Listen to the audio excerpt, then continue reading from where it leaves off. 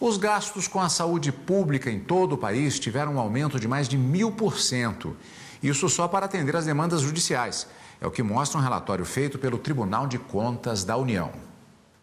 O termo judicialização da saúde nunca foi tão usado. Na prática, é quando um juiz determina que o Poder Executivo compre medicamentos, pague exames ou garanta tratamento hospitalar na rede pública ou conveniada para pessoas que não conseguiram pelas vias comuns ou não têm condições de pagar. E com isso, a conta pública aumentou bastante.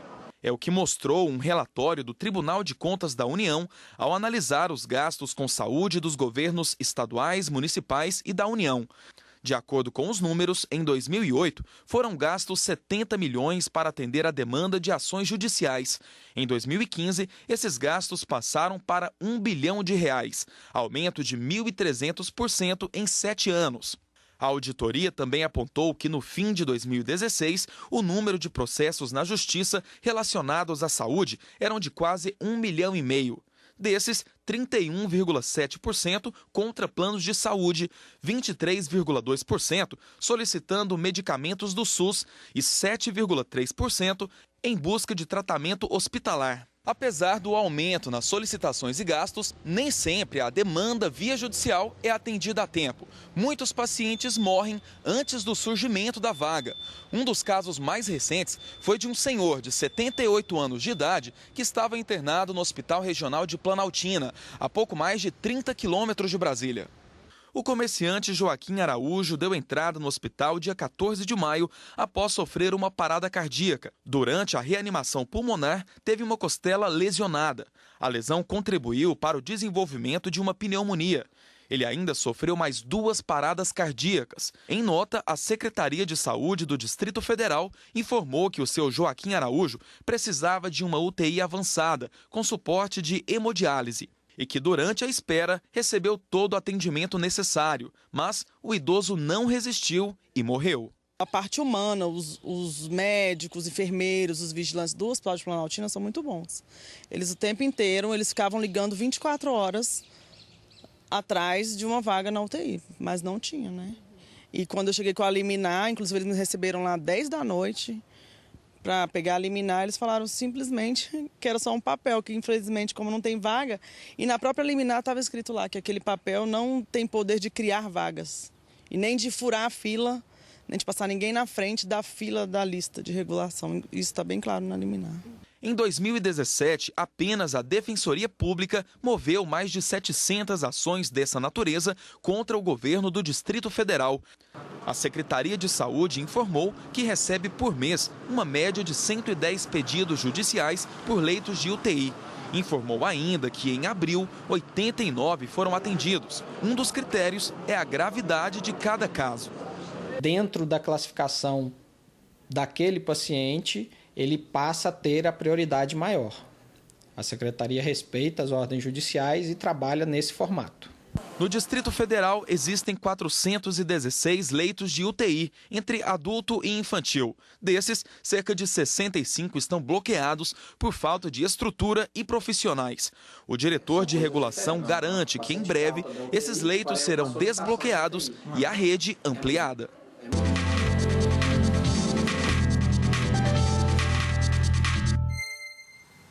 Para falar mais sobre o assunto, recebemos aqui nos estúdios da TV Justiça o advogado especialista em Direito à Saúde, Dr. Samuel Marçal. Muito obrigado, antes de mais nada, pela participação, doutor.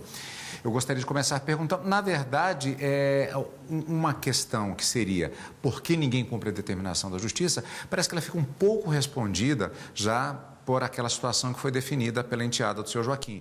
Ou seja, há uma decisão judicial, mas a condição física de atendimento, de estrutura, ela simplesmente não existe. O que nós vemos é um descumprimento a partir do momento constitucional. A Constituição diz que é um direito do cidadão e é um dever do Estado a saúde, né? E como dever, nós percebemos que a estrutura que é oferecida e os recursos humanos que são oferecidos não atendem àquilo que é previsto na Constituição, o que traz, infelizmente, essas notícias ruins que a gente vê na área da saúde. Agora, doutor, nós falávamos antes, inclusive, do início da entrevista, a respeito de uma situação que ela é bastante paradoxal. Há um número de leitos previstos dentro da estrutura de saúde pública do Distrito Federal, sendo que 20% desses leitos, eles existem só que não, para usar uma terminologia moderna, ou seja, eles estão lá fisicamente, mas por N motivos, eles simplesmente não podem ser usados, quer dizer, não existem na prática. Exato.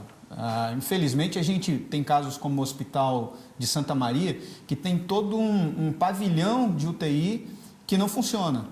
Então, se você tem 400 e poucos leitos e 65 leitos bloqueados, ou porque não tem mão de obra para recursos humanos para operar aquele leito, porque não é só uma cama, existe todo um equipamento para atendimento na UTI. E se você não tem estrutura de material e de equipamentos para atender o cidadão, a simples judicialização e uma decisão favorável para o cidadão não vai garantir esse atendimento. Então, nós começamos a ver que existe uma dificuldade de gestão, de planejamento, de viabilização de recursos financeiros para que as coisas funcionem. Quer dizer, as UTIs também elas estão lotadas, porque, por exemplo, no caso do seu Joaquim, eu não sei se é certo dizer que se ele tivesse talvez sido atendido numa UTI, as chances de sobrevivência talvez tivessem sido maiores, mas as UTIs estão lotadas? As UTIs no Distrito Federal, além de lotadas, elas sofrem por equipamentos que não atendem de maneira adequada.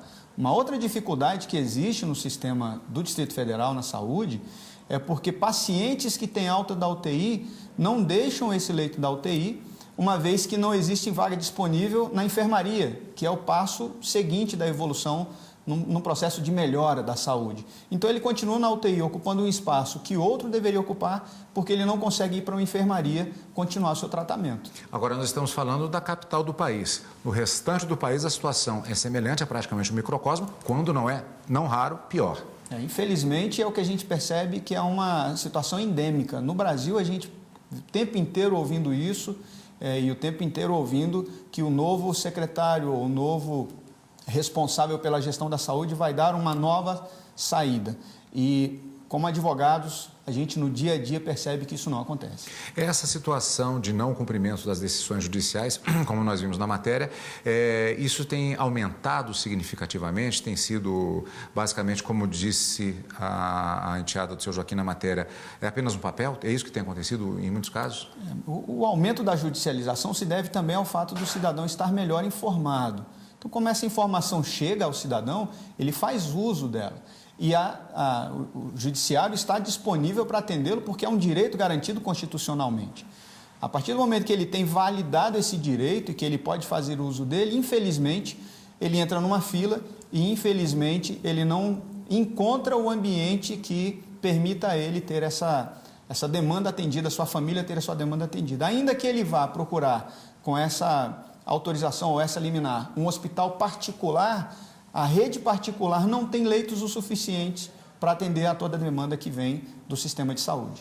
Doutor, infelizmente, acho que vamos ter que voltar a esse tema, inclusive por essa situação também da rede particular, que também já está defasada exatamente por essa questão de demanda, e vamos continuar acompanhando para ver na expectativa sempre de que um dia essa situação melhore. Muito obrigado pela participação. Obrigado, à disposição.